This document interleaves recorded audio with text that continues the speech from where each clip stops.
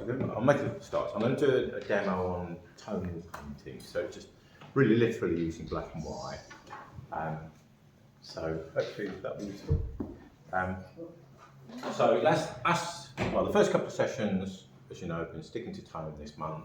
First couple of sessions used charcoal, and then last week I used inks and watercolours. So I thought this week I'll use oils, but you could use acrylics if you wanted to have a go at this. So one idea that I came across and that somebody recommended was to produce like a tonal chart, a bit like that. And it probably would work better actually making them a little bit more distinct. I actually ran some of these into each other a little bit, but I think perhaps making them a bit more distinct would work. So this I just did with acrylics, just because it was quick and it dried quickly overnight. And what you could use these for is, particularly if you're painting outdoors, you might be able to try and, I don't know if it would work, to just try and assess the different tones. So like looking at that wall, I'd say the tone of the wall is somewhere, you know, like that from where I'm standing. So it might be one way of judging tones. The difficulty with that is, I think I've tried it a little bit over the summer, and sometimes it works, sometimes it doesn't, depending on whether the light's behind you or in front of you and things like that. That's one way of working. But also equally, you could use it to compare perhaps different areas in a photograph, because some bits like that looks to me as bright as that, so I could just sort of, you know, line that up and compare it, and then just compare that. Or there might be, you know, is this bit as bright as that, and things like that. Just sort of, so if you've got a tonal chart, you might be able to just do things like that. So that I'd recommend having a go at making one of those. And another idea that somebody suggested was actually just doing tonal painting, which I've done a little bit of in the past, but not masses. So these are the two demos I've done so far this year. Very quick demo, so one landscape and one portrait. So the landscape was mostly just using greys, black mixed with white, whereas the portrait, what I tried to do there was, I've used a little bit of white here, but most of this is just very thin paint, a bit like a watercolour. It's acrylic you're talking about. These have actually used water mixable oil. Oh, right. So you could probably do something similar with acrylic. I'm not sure you've got so much working time, but you could, this method would definitely work in acrylic, that would work fine. Yeah. This washing back, you might have trouble where it dries too quick, but just have a go and see really. The only thing I'd say about that particular approach is you need a sort of fairly well primed board. So if the primer's really absorbent, it's just going to suck the paint up and you won't be able to wipe it out. So I basically put some slightly darker tones on, then wiped them out. So I'll demonstrate a little bit both approaches on this one. So just using this landscape image. So the wash approach would be, this is just, I think, either paint grey or black, and it will be a little bit too dark really for what I want. So maybe if I did this bit down the front here. So the wash itself goes on like that. But I can probably get a little bit of rag and just wipe that back a little bit, and just get that a little bit of light, or just kind of work that into the board. And sometimes actually, if you've got a whiteboard, that's quite a nice way to work anyway. If you don't want to work on a pure, I mean my boards tend to be grey anyway, I tend to paint them bright grey anyway.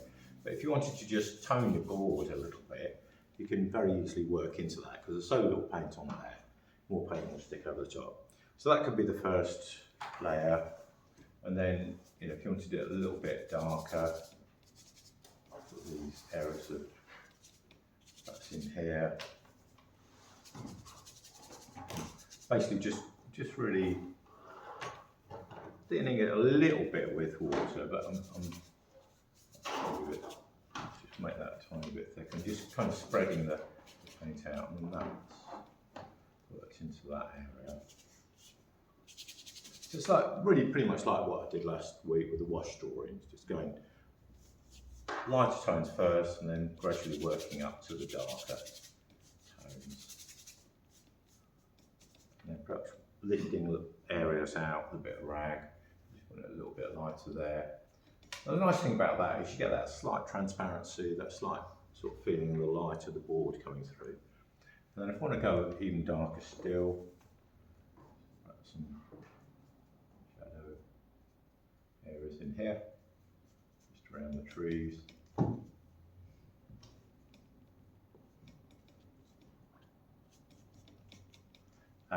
The other thing is you could use this as an underpainting. If you're going to do an oil painting, this could be like your first layer, let that dry, and then build the colour over the top.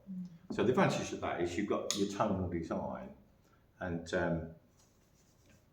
you know that's in a way more important to get a strong tonal design than colour sometimes. Right, so that's that approach, and then the other approach is really just to mix the. So I've got a few bits of paint, little patches of paint here I've mixed with white. The other thing I mentioned, and this would work if you're mixing with white, is if you wanted to use a bit of plastic to check your tonal values.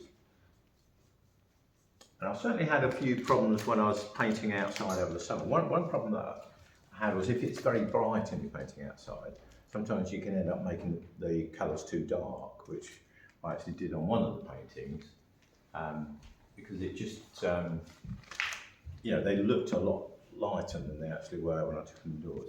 So say I wanted to mix and match a tone for this area, I could just put a bit of plastic over that. I think it's a little bit dark on that, so I'll mix a bit darker mix. So I think that's a fairly reasonable tone. It's probably a little bit hard to see because it's shiny. And then obviously the very dark areas, perhaps would go, you know, almost like black or nearly black. So that's one technique you can use to check your tones.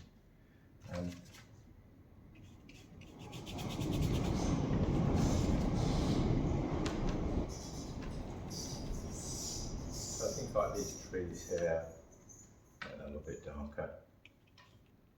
So basically using the paint a bit thicker really, and just trying to get so where it's light I'm adding white, and where it's dark I'm just keeping it grey. That could be these areas here, let's go a tiny bit darker.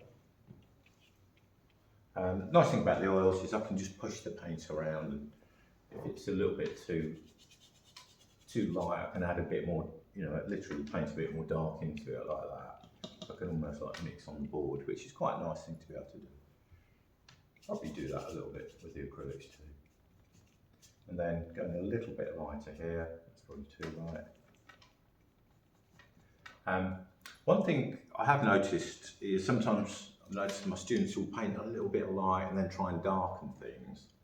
And I think that's fine with watercolours, but I think with acrylics and oils, I think it works better the other way around. So just, you know, sort of be brave, and maybe an area like here, you know, just actually put a really dark, sort of dark area down like that. And then if you wanted lighter areas within that, you sort of paint the light in.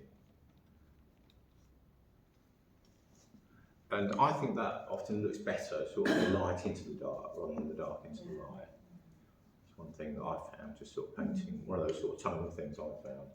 I suppose if you do it too dark, they're always a bit worried you won't get it light enough, aren't you? Yeah, but it tends to be the opposite. If you go too light, I find that people would then too cautious to go darker. I'll ruin it. So go too dark to start with. But also I just think the light painted into the dark just looks more attractive than dark painted into light, really.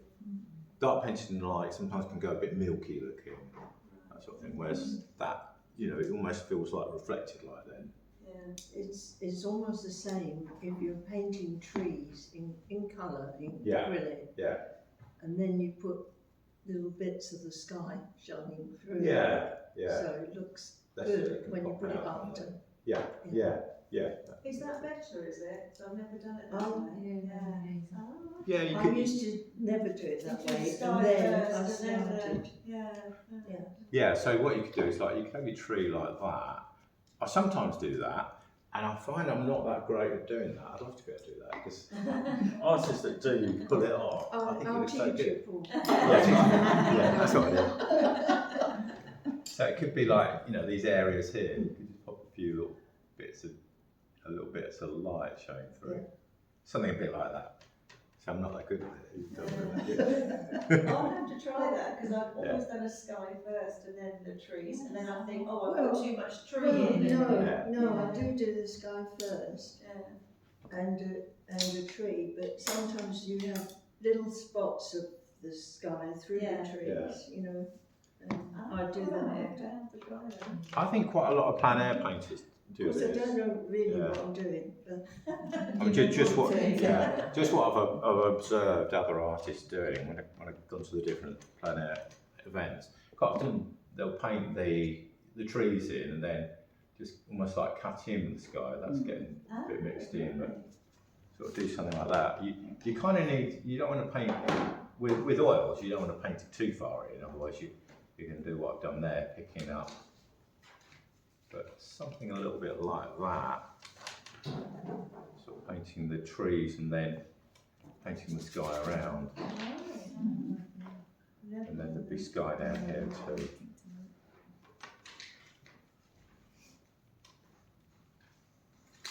So almost like sort of making, almost like painting, is it painting negative? That sort of thing. Can look good. Yeah.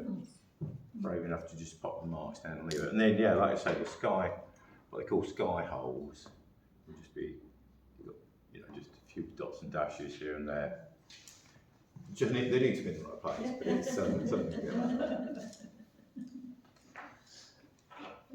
Lexi, yeah. Yeah. Like flowers, yeah. Yeah. Yeah, they're going to be towards the edge, and just make sure it doesn't look like it's where a branch might be, like that. That doesn't look. It'll be something more like that. Might work. But it can, yeah, give the idea of the light popping out, give that impression of the light, a bright light, sort of shining through. Okay. Right.